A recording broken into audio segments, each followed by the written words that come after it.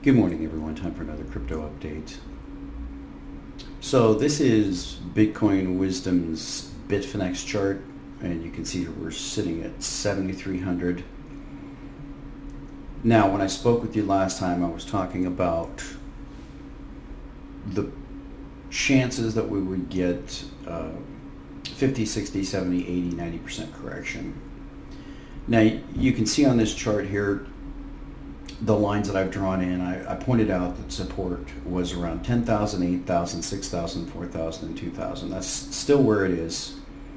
We're in the process of testing the 8,000 support. So you can see we've dipped below it here and we're testing this area. 10,000 clearly didn't hold, and that was obviously at this point, in hindsight, too early to buy. I have deployed personally quite a bit of my firepower. Not all of it, but quite a bit of it. I was pretty sure there was going to be a bounce at 10,000, but I was holding out the possibility that we would hit 8. Now again, there's a possibility we hit 6 or 4 or 2. So what is this in the history of things? Well, let's look at the latest from Zero Hedge here. This is a Bitcoin bloodbath builds now amongst biggest crashes ever. I think what they mean is biggest crashes in Bitcoin ever. They give us this chart here, which is, it's fairly accurate. It's not really good because it's on a, I think it's on a linear scale. Oh, it's a log scale. So it doesn't really show you how dramatic the moves were. But you can see that back in 2011 we had a 93% bear market. Now, I've said in the past that we've had multiple 90% bear markets. I believe that's correct, but I don't think that the early bear markets are on here, starting from Bitcoin at a penny. It looks like it shows Bitcoin starting at 10 cents. So I may be wrong. Anyway, according to this chart, we've already had 4 bear markets exceeding 60%. And the first one in 2011, 93%. Now, 70% bear market, we had one in 2013 and in 2014, and nearly one in 2015.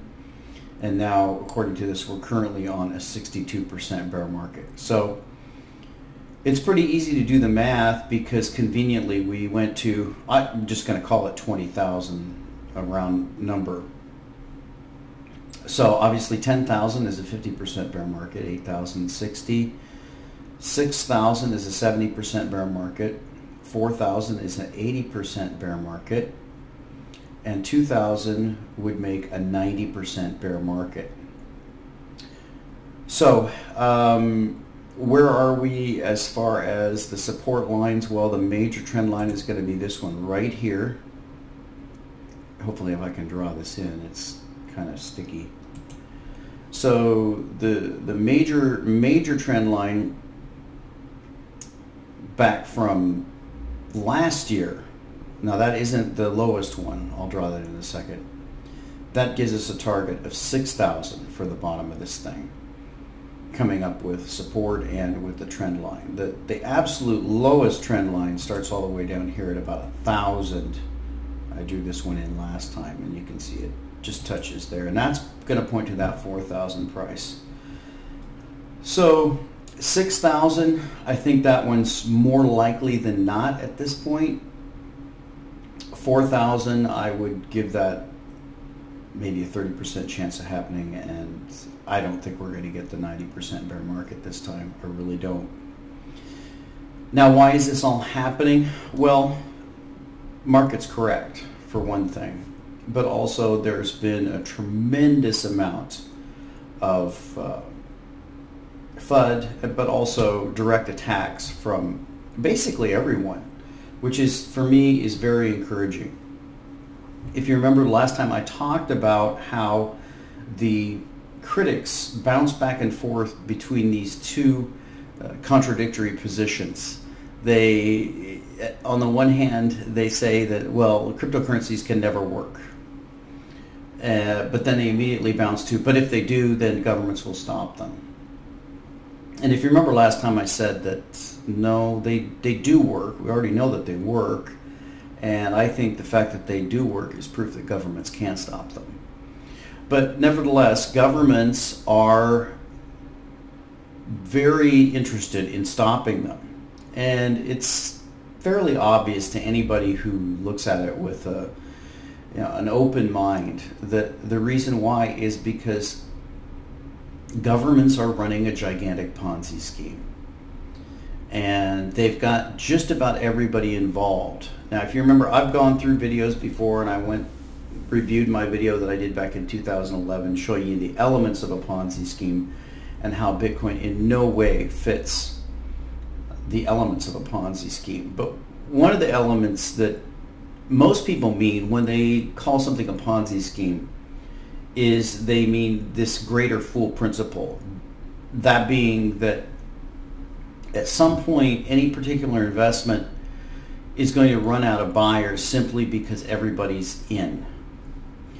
So for people to make the argument that everybody's in, and that's one of the reasons why cryptocurrencies are a Ponzi scheme, is just on its face absurd. But let me show you a real Ponzi scheme.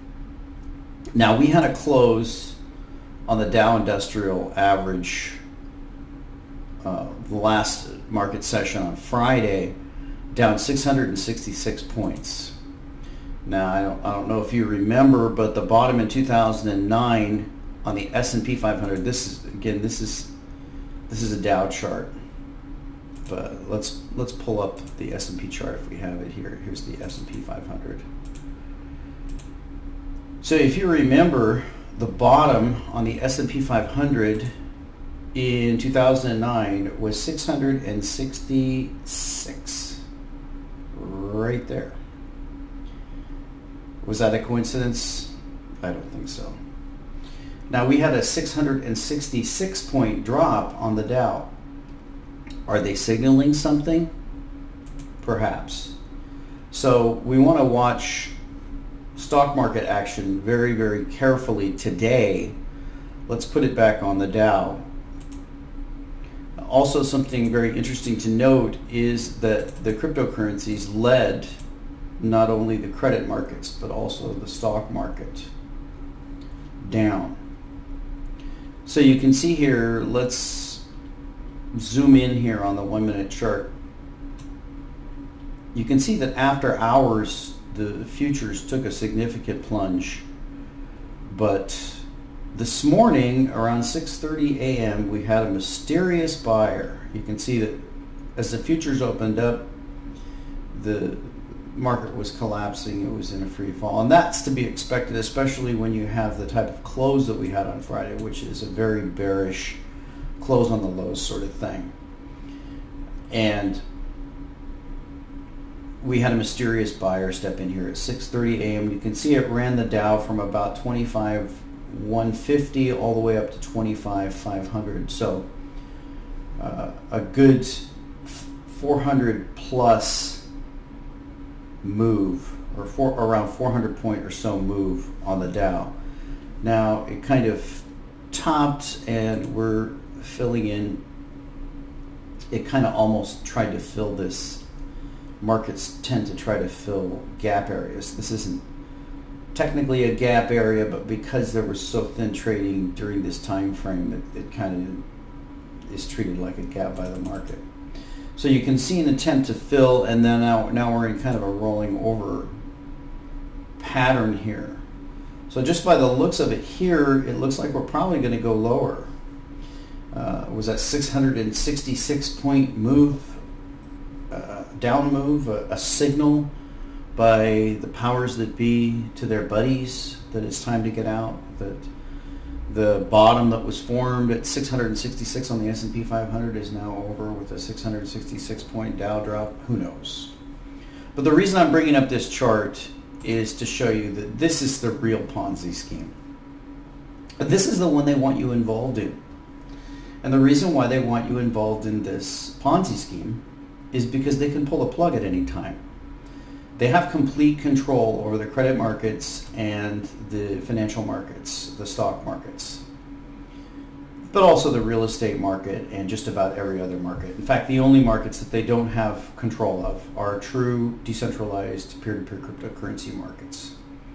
And that's why we're involved with them. Because if you're like me, you believe they're going to lose. Absolutely. They're going to lose. They're on the wrong side of history, and they're going to fail. And that, I'm talking about all the governments of the world are wrong. Now, this is as I point out, this is the real Ponzi scheme. This is the thing that everybody's in. Remember I said the greater fool principle? This one element of a Ponzi scheme, that there's no one left to buy. Well, equity markets and bond markets, for quite some time there has been nobody left to buy. Most of this buying that started, let me get my arrows. Most of the buying that started right here in 2009, this was central bank buying of this market. And central banks have been buying this market all the way up ever since. We have the Swiss National Bank, one of the largest holders of U.S. stocks. That's insanity. So it's actually gone beyond the greater fool. They've had to manufacture new fools to buy it, and that's the central bank. So this is the market that they want you in.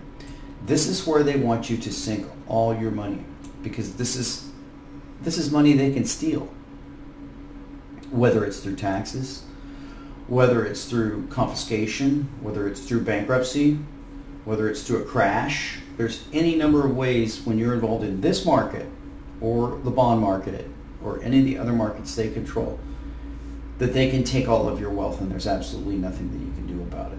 The only real markets where you can protect yourself are the precious metals, and I've been talking about precious metals for over a decade, or the cryptocurrencies.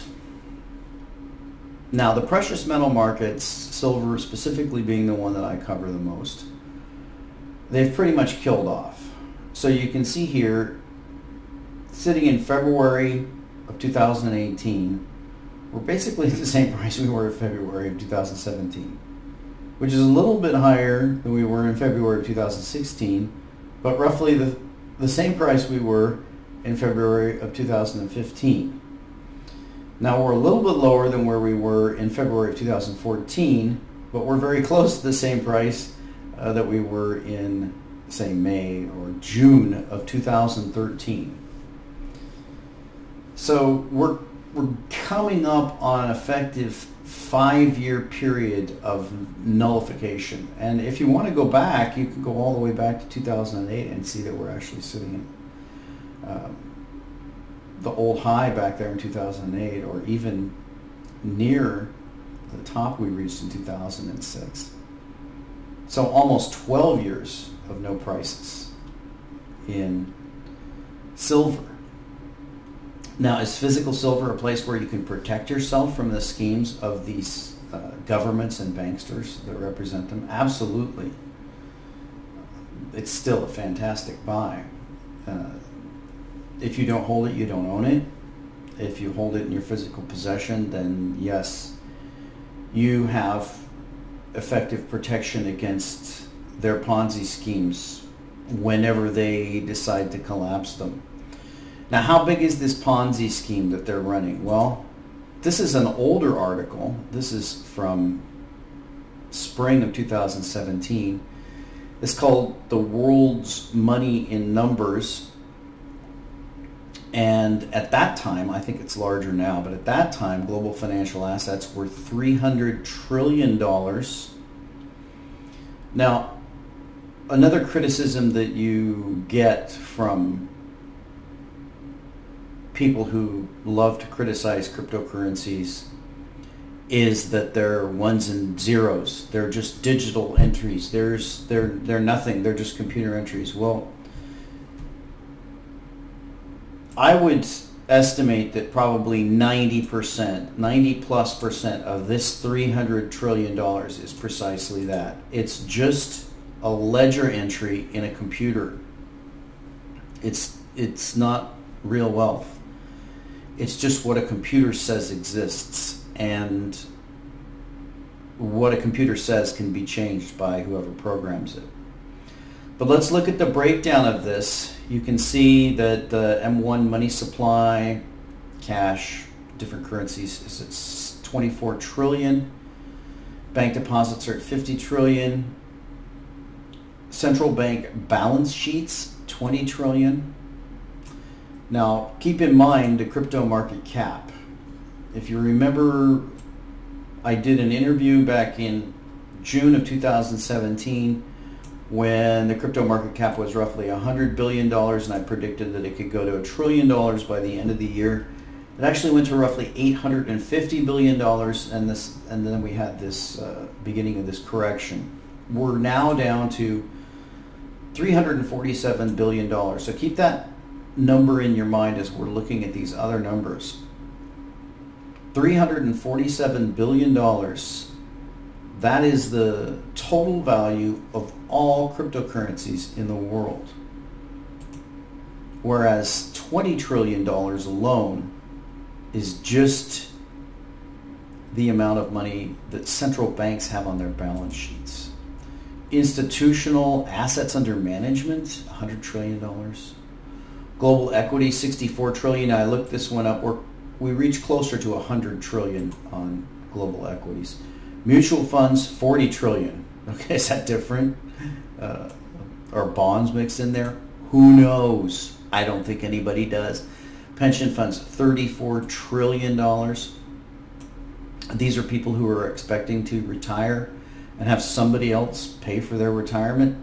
Yeah, they have investments, but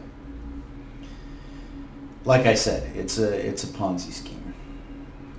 Insurance companies, $26 trillion. Hedge funds have $3 trillion. Private capital, $4.5 trillion. Private equity, $2.5 trillion. Global real estate's worth $217 trillion. You want to talk about a bubble that's getting ready to pop? How about commercial real estate, the malls that nobody goes to anymore? $54 trillion. Gold comes in at a paltry $6.8 trillion. We really don't know how much gold is out there. What is silver? A tiny, tiny fraction of this figure. The gold to silver price ratio, which is the price of gold divided by the price of silver, has been for the longest time bouncing around 70 to 80 to 1. But what is the gold to silver above ground ratio? In other words, the value of all silver above ground versus the value of all gold above ground? I would estimate it's close to 1,000 to 1. There's probably 1,000 times more dollars worth of gold above ground than there is silver above ground. Maybe it's not that extreme, but it's an extreme figure. It's much more extreme than the 80 to 1 gold to silver price ratio. So silver is still an absolute steal at these prices. Here's money holdings, individuals with $147 trillion. This is a big part of the money that governments really don't want flowing into cryptocurrencies. So you can see the individuals with less than $1 million, there's a total of $147 trillion out there. Individuals with $1 million to $30 million, there's $75 trillion out there. Individuals that have more than $30 million, there's $41 trillion that they have. So just imagine just these individuals, just these people who are worth more than $30 million. They have $41 trillion worth of wealth. What does $41 trillion do when it's tried to forced into a $347 billion market? That door is pretty small. So what's going on in the news? Well, basically the governments of the world are trying to crush the cryptocurrencies. Now we've got news coming out of China. You can see here, Zero Hedge reports, after surging to $20,000 less than 3 weeks ago, Bitcoin tumbled below $8,000 again overnight following a report from Chinese media that China will block all websites related to cryptocurrency trading and initial coin offerings, including foreign platforms, in a bid to finally quash the market completely. Now, members remember I wasn't making my videos public back at that time, but when the China FUD started, I said that China is out to completely destroy cryptocurrencies. A lot of people disagree with me. A lot of people said that China just wants regulation. I said that balderdash, China is out to destroy cryptocurrencies. The reason I believe that China is out to destroy cryptocurrencies is because cryptocurrencies are out to destroy China's bid to become the world reserve currency. They believe it's their turn. I believe that they believe that it's their turn, that the US and the British, that their day in the sun is over, and Europe is finally done, and it's time for the emergence of the next world power. That world power they believe is going to be them, and they believe that, I think they believe that they're going to issue either a gold-backed yuan or some type of basket, but they expect to be a major player going forward with the world reserve currency. But something has emerged, and that's cryptocurrencies, that none of them expected. So we see the governments of the world acting in unison. So think about the fact that we have the shills here. Like, let's look at, for example, look at this person here. Defending the Chinese. You mean trying to protect their citizens from falling into the cryptocurrency Ponzi scheme is not capitalism. So here you have a person on Zero Hedge, supposedly somewhat of a free market financial site, defending the communist government for trying to destroy one of the only free markets in the world. That's how bizarre it is. So as I've said, the Chinese have known for quite some time that cryptocurrencies have the potential to throw a wrench in their plans. And I said that the first volley in regard to cryptocurrencies in China was the beginning of a crackdown where they're going to completely try to outlaw them. And I think I was right. This proves it. So we have pretty much all the governments of the world ganging up, trying to prevent people from getting their money out of their systems into cryptocurrencies. We also have Chase and now Bank of America passing rules that people who have credit cards cannot purchase cryptocurrencies with them. Some have talked about a $10 fee, others have talked about banning it. I'm not sure what the actual facts are on that story, but clearly we have the banks fighting against cryptocurrencies, we have the governments fighting against cryptocurrencies, we have we have everyone fighting against cryptocurrencies. Cryptocurrencies are kind of like Trump. I remember predicting that Trump would win a year before the election, and one of the reasons I knew Trump was going to win was because everybody was against him. And when everybody, including the people in your own party, are against you, that tells you something. That tells you that people are very scared. They're very threatened. And they know the danger of a person who's an outsider getting in there. Well, the same is true of Bitcoin. When I say Bitcoin, I mean cryptocurrencies. We're going to talk about the Bitcoin story here in a second here, and why I personally am no longer invested in Bitcoin per se. In other words, I really don't hold any of my cryptocurrency assets in Bitcoin Core specifically. I'll get into in a minute what I've diversified into. But the governments of the world, the banks of the world, basically everybody in the world is ganged up against cryptocurrencies, and they're all going to lose. Just like a Ponzi scheme, it's all going to go up in smoke, and the stock markets of the world, they're all going to go down together. You can see it when you pull up the DAX or the Nikkei or the NASDAQ. This is the NASDAQ, or the FTSE or any of the markets, these markets all trade together because they're all propped up by their various central banks. They're all going to go down together. They're all going to crash together. They're all probably going to be shut down together, and the money locked in or converted over to some type of worthless government bond. And all the lemmings and sheep are going to be trapped and sheared and run off a cliff and slaughtered. And that's what's going to happen. And that's why they don't want you in cryptocurrencies. They don't want you protecting yourself. Now, I mentioned that I'm going to get into this story about Bitcoin and why I'm no longer investing directly in Bitcoin Core. Now, this is a story about Blockstream. If you haven't heard of Blockstream, Blockstream is an organization that controls now, at least in many people's opinion, most of the programmers and core developers. And for that reason, people don't trust it. Now, let me say as an aside here that a lot of people have been coming down very hard on Roger Ver, and I've been listening to Jeff Berwick and others investigating Roger personally. I have to say that somebody who personally spent time in prison for criticizing the ATF and basically left the country and renounced their citizenship, that's going to be a person I'm probably going to listen to.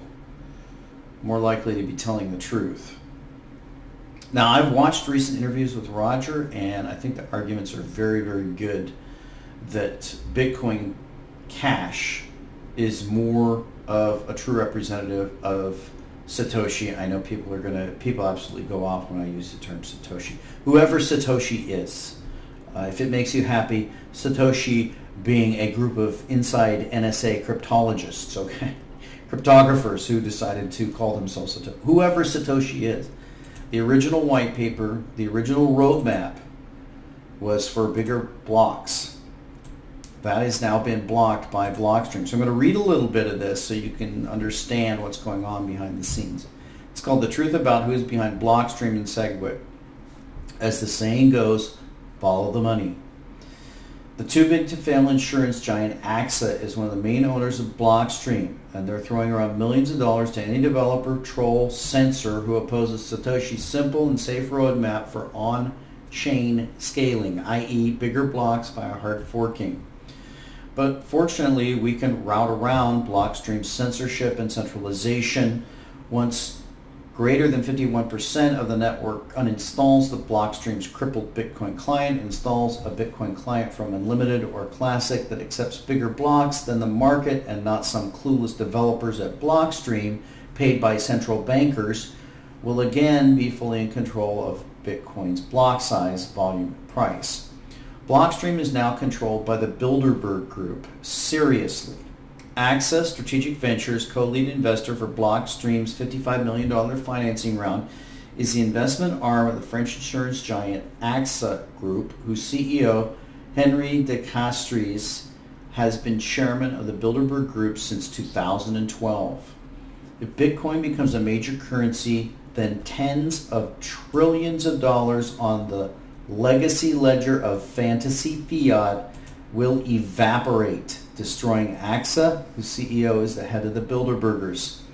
This is the real reason why AXA bought Blockstream to artificially suppress Bitcoin volume and price with 1 megabyte blocks. Now, if you don't understand this, briefly, what happened to Bitcoin is that the number of transactions is limited by this block size. And there aren't that many transactions that can go through per second compared to, for example, the Visa network or other things. Now, that's easily fixable. We know there's a ton of hashing power out there with the miners, but there's a limitation in the software. Now, it was originally the vision of Satoshi, or whoever this ghost is that is called Satoshi, that this would be raised. The reason why it wasn't raised initially was because they were afraid of a type of 51% attack, forking it, etc. So they wanted to put a limit on that size, but the vision was to slowly raise that size as the transaction volume increased. We know what happened Bitcoin started to become very, very expensive to transact in, and it became very, very slow to transact in. And that, as Jeff Berwick has pointed out, are two of the major purposes of a decentralized peer-to-peer cryptocurrency, is to have low transaction costs and fast transaction times. If you take those two away, you've effectively destroyed the cryptocurrency. The insurance company with the biggest exposure to the $1.2 quadrillion, i.e. $1,200 trillion derivatives casino is AXA. Yeah, that AXA, the company whose CEO is the head of the Bilderberg Group and whose venture capital arm bought out Bitcoin development by investing in Blockstream. Greg Maxwell used to have intelligent, nuanced opinions about max block size until he started getting paid by AXA, whose CEO is head of the Bilderberg Group. I know I keep saying that, but you need to think about it. The legacy financial elite which Bitcoin aims to disintermediate. Greg always refuses to address this massive conflict of interest. Why? Who owns the world? Well, this person says it's Barclays, Access, State Street Bank. I think it's more the Federal Reserve and other reserve banks. Now you can see this was written before Bitcoin went to 10,000. He says here, Bitcoin could go to 10,000 US dollars with 4 megabyte blocks, so it will go to 10,000 US dollars with 4 megabyte blocks. All the censorship and shilling on our Bitcoin and fantasy fiat from AXA can't stop that. Bitcoin Core might stall at 1,000 US dollars and 1 megabyte blocks, but Bitcoin will scale to 10,000 US dollars and 4 megabyte blocks and beyond. Very interesting. So this person predicted that we would get that 10,000 price. We did get that 10,000 price, and now 10,000 seems to be kind of a swing point, an axis point for the market. So I was going to talk about what I'm looking at investing in, scaling into. Let's get to the close-up view here. You can see we're actually testing into the sixes. We got a low of 755. That's on Bitfinex. Bitstamp 7,000 even right there on Bitstamp. I always like to go over and look at Coinbase because that's actually quoted in real US dollars. You can see Coinbase, we actually got a stamp of 69.60, so we actually got into the sixes. So like I said, 7,000 is a, 8,000 is a 60% bear market. 6,000 is going to be a 70% bear market. So we're between 60 and 70% bear market. And the interesting thing about all of this is that while we have the stock market just kind of starting to roll over, the powers that be are kind of undecided. They don't really know whether they want to let this thing tank. That's kind of been the case for a long time. We thought that 2009 was going to be, or the 2008 financial crisis, that was going to be it. They were going to sink the fiat system. That was going to be the end of it. But you can see that they didn't allow that to happen. A lot of people thought the dot-com bubble was going to be the end of it, but they've been printing money to prop these things up. At some point, they're going to pull the plug. They have complete control over when they pull the plug, and they're doing their darndest to make sure that everybody is in their system before they pull the plug. So you can see now we're rolling over, trying to test those central bank intervention lows. Who's going to be stronger? Who's going to have more resolve? People panicking out of stocks, or the central banks coming in and buying stocks. We'll see. But back to the story about cryptocurrencies. As I said, I don't have a lot of confidence in Bitcoin Core anymore, simply because of the interference of Blockstream. Now, that being said, I am in the process of deploying the rest of my capital back into the market, and my number one pick is going to be Litecoin. Now, let me explain to you why. I started getting the Litecoin as it was or I started adding more Litecoin, I should say. I was already into Litecoin, but I started significantly adding more Litecoin as it got down near this $100 price. You can see it shows 110 on this chart, but it was, I think Litecoin actually traded below $100. We can pull up Coinbase, because that's going to be where you actually buy it. So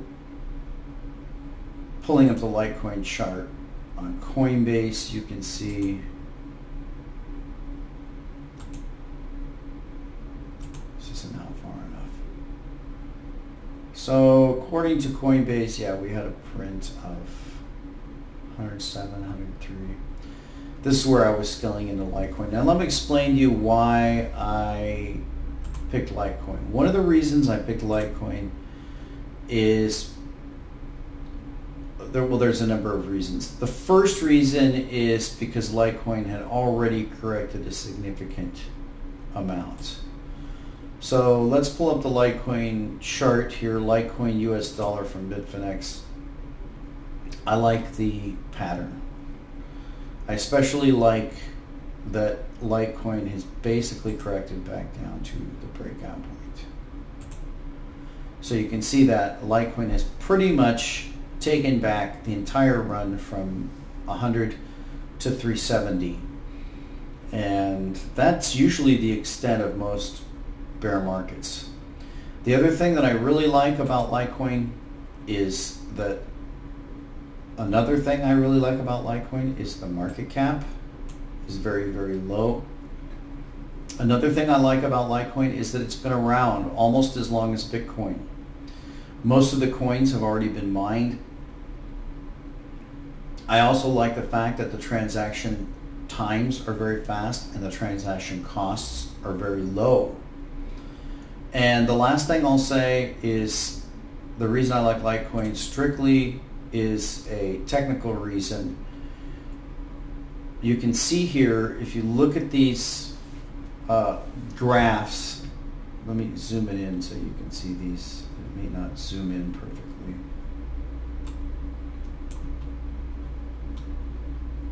But if you look at these graphs of all these cryptocurrencies, you can see Bitcoin going into new lows, Ethereum going into new lows, Ripple very close to going into new lows, Litecoin not really even close to going into new lows. You can see that. So Litecoin appears to be the first one that is turning.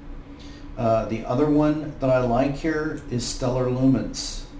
And that comes in at 5.71 billion. Now I've covered before the fact that almost all of these cryptocurrencies, and I'm talking about the decentralized ones, I'm not talking about Ripple, I'm not talking about Ethereum, ones you can invest in, but you have to keep a close eye on because the central bankers, I believe, have their fingers in them.